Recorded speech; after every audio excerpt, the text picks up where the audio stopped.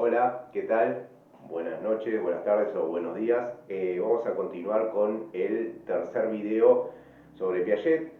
Eh, Habíamos visto en el primero cuál era el interés que guiaba las investigaciones de Piaget, que era un interés epistemológico, era la pregunta por el conocimiento, cómo se pasa de un estado de menor conocimiento a un estado de mayor conocimiento, para fundar una epistemología basada en la experimentación. Eso lo llevó al estudio de niños para poder ver cómo era esto en la ontogénesis, ¿sí? Cómo el niño pasaba, y demostrarlo experimentalmente, de un estado de menor conocimiento a un estado de mayor conocimiento.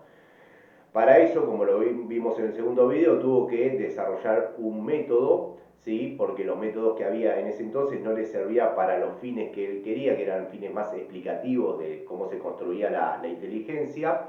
Entonces desarrolló un método con tres momentos, ¿sí? El primer momento es cuando explora a los niños del preoperatorio con el interrogatorio clínico, que ahí hace como una innovación. Luego se va a estudiar los bebés, el sensorio motor, entonces hace una modificación al método que utiliza la observación más la experimentación. Y finalmente, en el periodo operatorio, niños de 7 u 8 años en adelante, usa un método mixto utilizando materiales que los transforma, y sobre esos materiales le hace tres tipos de preguntas: de exploración, justificación y contraargumentación. Ese método es para estudiar el sujeto epistémico, porque a Piaget no le interesaba, digamos, la subjetividad de los niños o la singularidad o la particularidad, ¿sí? El objeto del método clínico crítico de Piaget es el sujeto epistémico. A Piaget le interesaba cómo se construían las estructuras intelectuales en todos los niños, al margen de las particularidades o las singularidades. Hoy vamos a hacer una breve introducción a ciertos conceptos básicos que nos van a servir para poder entender cómo es la construcción de la inteligencia en el periodo sensorio-motriz, en el preoperatorio y en el operatorio. Primero vamos a empezar sobre la postura epistémica que tenía Piaget, ¿sí? Nosotros sabemos que en la ciencia hay una dicotomía, o en las disciplinas hay una dicotomía entre el sujeto y el objeto, ¿sí? Entre el sujeto o el ambiente también puede ser. Y hay teorías explicativas o descriptivas que pertenecen a una epistemología de la escinción, o sea, que para poder explicar o describir se apoyan o reducen la explicación a alguno de estos dos polos, o al sujeto o al objeto. Por ejemplo, un tema que es propio de la psicología del desarrollo es el tema del lenguaje, así como es el juego, ¿sí? O el desarrollo moral. En el juego, ¿sí? Podemos tener teorías más racionalistas, a prioristas, o sí, o en el lenguaje también. Podemos, como les decía, tener teorías más a prioristas, racionalistas o innatistas, que van a explicar el desarrollo del lenguaje desde el sujeto. Por ejemplo, Chomsky, que es innatista, decía que para aprender el lenguaje el sujeto nacía con una estructura gramática universal, que la tenían todos los sujetos, y que gracias a esa estructura se adquiría el aprendizaje, y se podía adquirir cualquier idioma porque era una estructura universal. Entonces la explicación de la adquisición del lenguaje estaría más reducida al polo del sujeto, ¿sí?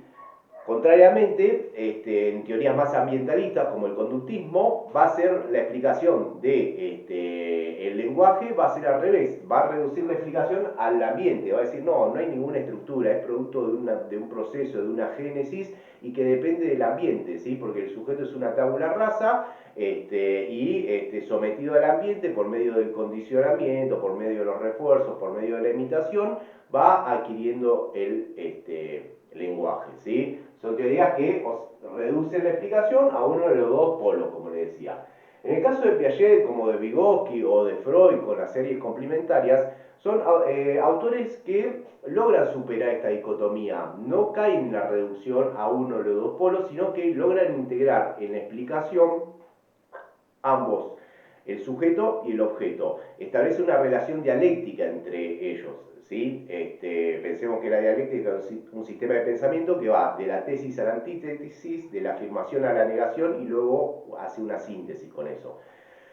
Piaget, en la construcción de la inteligencia, va a decir, bueno, no depende netamente del sujeto, porque la inteligencia no es innata, no es heredada, pero tampoco depende exclusivamente de la estimulación del ambiente, sino que se va a dar la construcción a partir de la mutua interacción que el sujeto va a ejercer sobre el ambiente o sobre el objeto y de la influencia que el objeto o el ambiente va a ejercer sobre el sujeto, o sea que los va a combinar dialécticamente. Y, como dije, una construcción, porque Piaget es constructivista, ¿sí? La postura epistémica de Piaget es que la inteligencia es producto de una construcción. ¿Qué se construye para Piaget?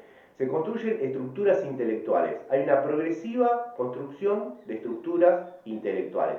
Por eso es que también el pensamiento de Piaget es estructuralista.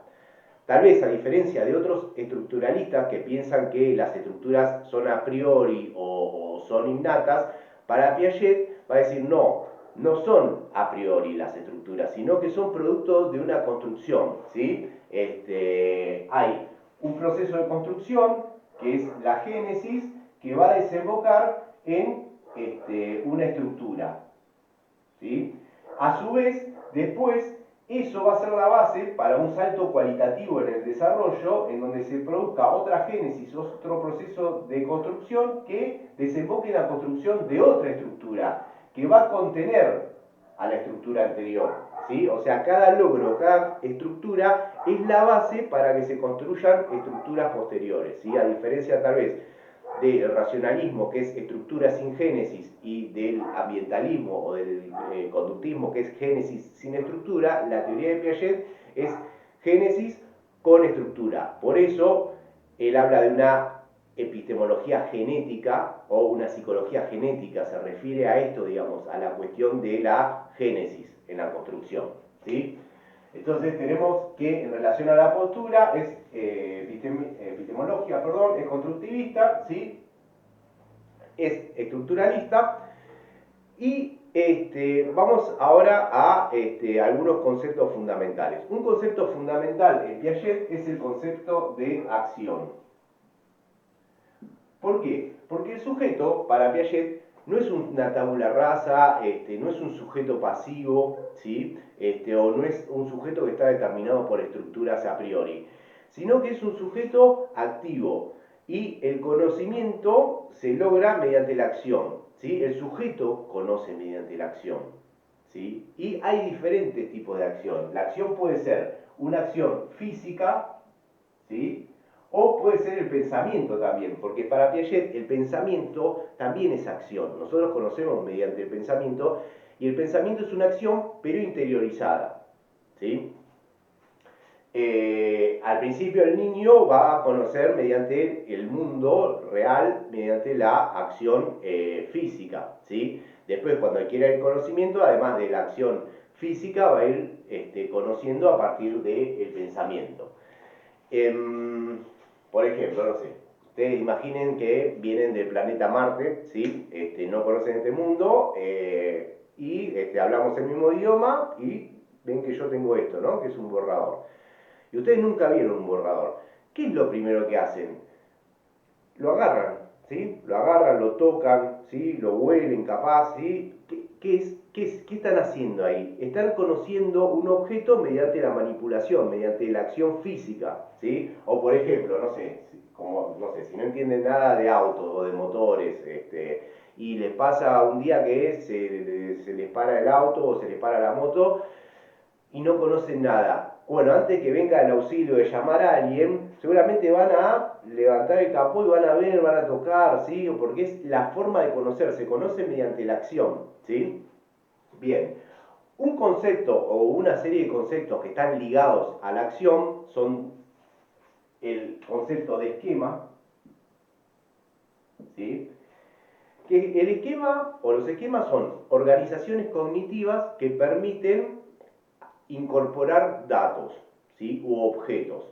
Estos esquemas de acción, lo vamos a ir viendo después, hay distintos tipos de esquemas, ¿sí? Al principio van a ser esquemas reflejos, después se van a ir complejizando y van a ser esquemas de acción, después van a ser esquemas representativos o esquemas simbólicos y finalmente van a terminar siendo operaciones,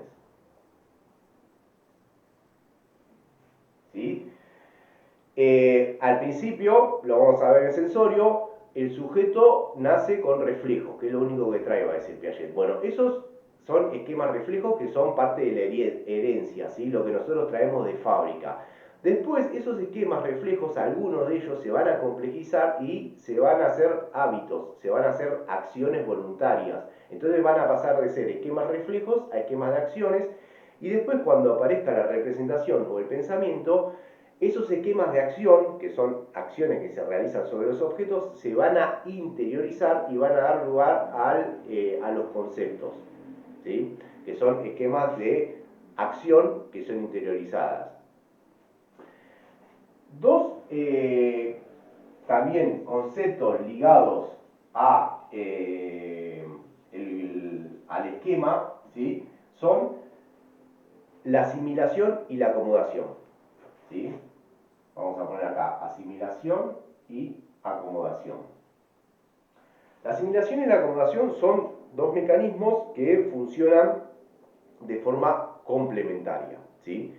La asimilación vendría a ser el mecanismo por el cual yo voy a incorporar objetos o datos a mis esquemas, ¿sí? O sea que la asimilación sería la acción que el sujeto va a ejercer sobre el objeto.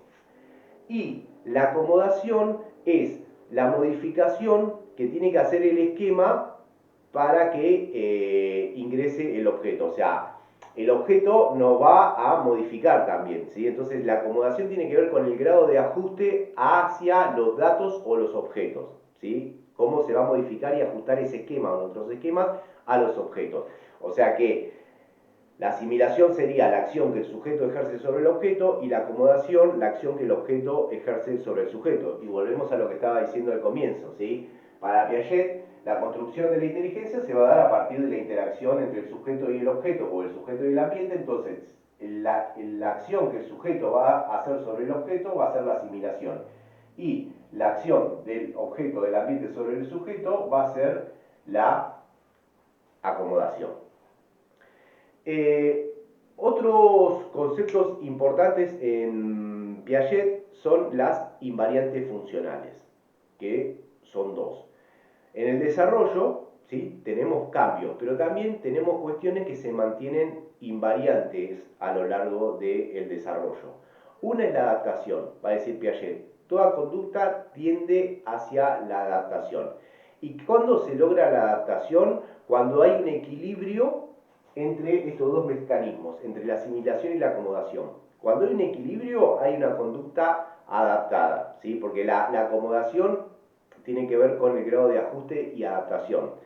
Puede pasar, que lo vamos a ver, se ve bastante claro en el juego simbólico, que al principio predomine más la asimilación que la acomodación, pero en el desarrollo hacia la adaptación, progresivamente se va a ir equilibrando, ¿sí?, y compensando y funcionando de forma complementaria los dos mecanismos, la asimilación y la acomodación. Entonces, una de las invariantes es la adaptación, porque para Piaget la conducta, y esto viene de su formación bióloga, ¿no? La conducta inteligente es la conducta que logra la adaptación, ¿sí? Y la adaptación se va a dar mediante el equilibrio son aquellas acciones que tienen un equilibrio entre la asimilación y la acomodación, estos dos mecanismos que vimos anteriormente. Y otro concepto que es invariante es el concepto de organización o de estructura. En el desarrollo, ¿sí?, vamos a ver, en los diferentes periodos hay una tendencia a la construcción progresiva de estructuras, ¿sí?, que en Piaget van a ser estructuras intelectuales. ¿Qué vamos a decir en principio de lo que es una estructura? Una estructura es un conjunto de elementos en donde los elementos tienen relaciones unos con otros, y esos elementos responden a las leyes de la estructura, ¿sí? Esa estructura funciona con determinadas leyes, ¿sí?, a las cuales los elementos que forman parte de esa estructura están sometidos a esas leyes, ¿sí? Y también vamos a ver cómo Piaget explica el desarrollo cognitivo. Y lo va a explicar a partir de la teoría de la equilibración. Para que haya desarrollo o construcción progresiva de estructuras, se va a hacer a partir del proceso de equilibración o reequilibración. ¿Qué quiere decir esto? Vamos a borrar un poco acá.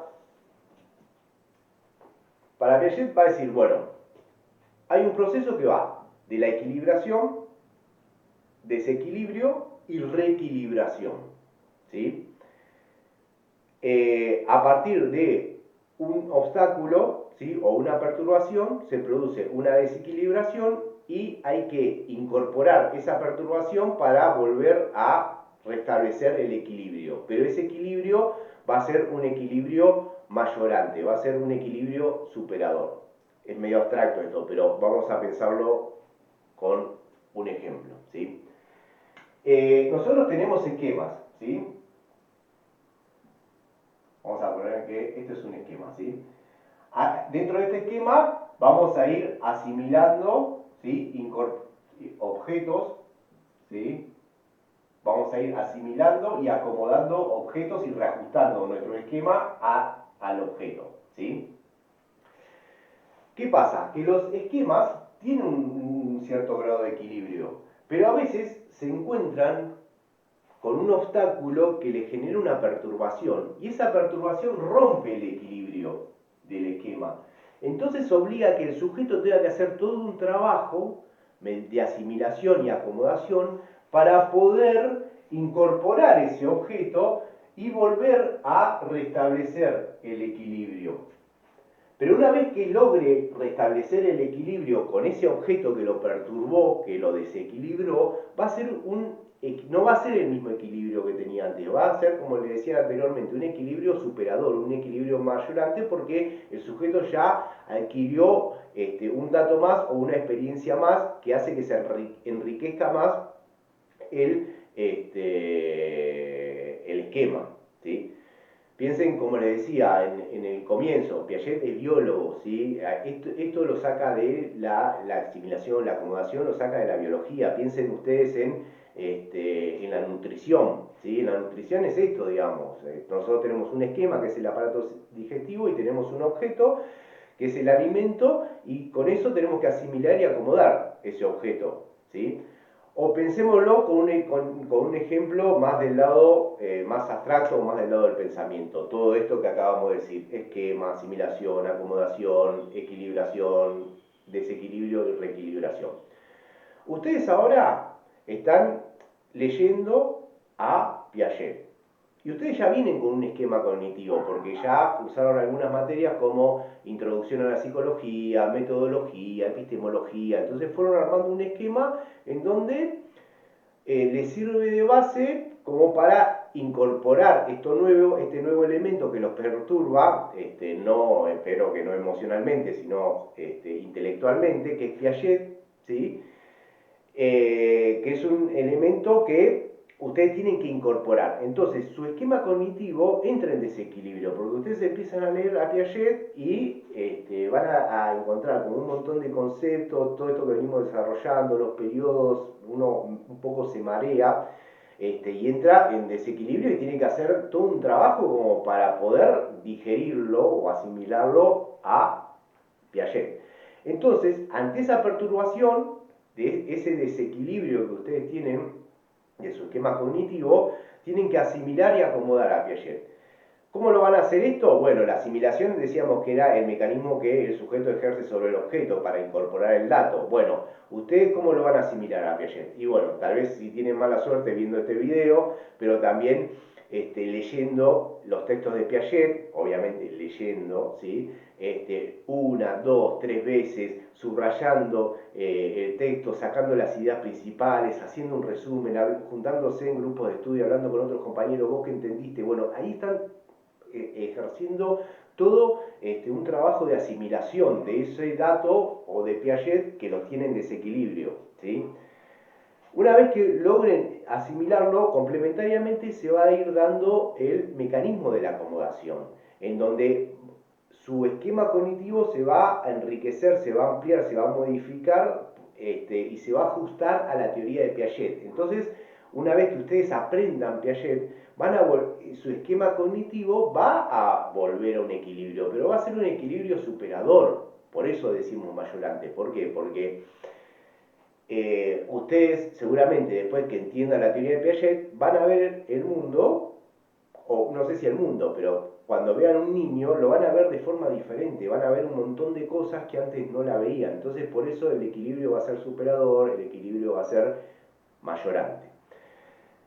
Y para cerrar, Piaget habla que para el desarrollo tiene que haber 4 factores del desarrollo, que él va a desarrollar, perdón la redundancia, va a hacer más hincapié en el último factor de desarrollo, pero va a decir, bueno, para que haya desarrollo tiene que haber 4 factores.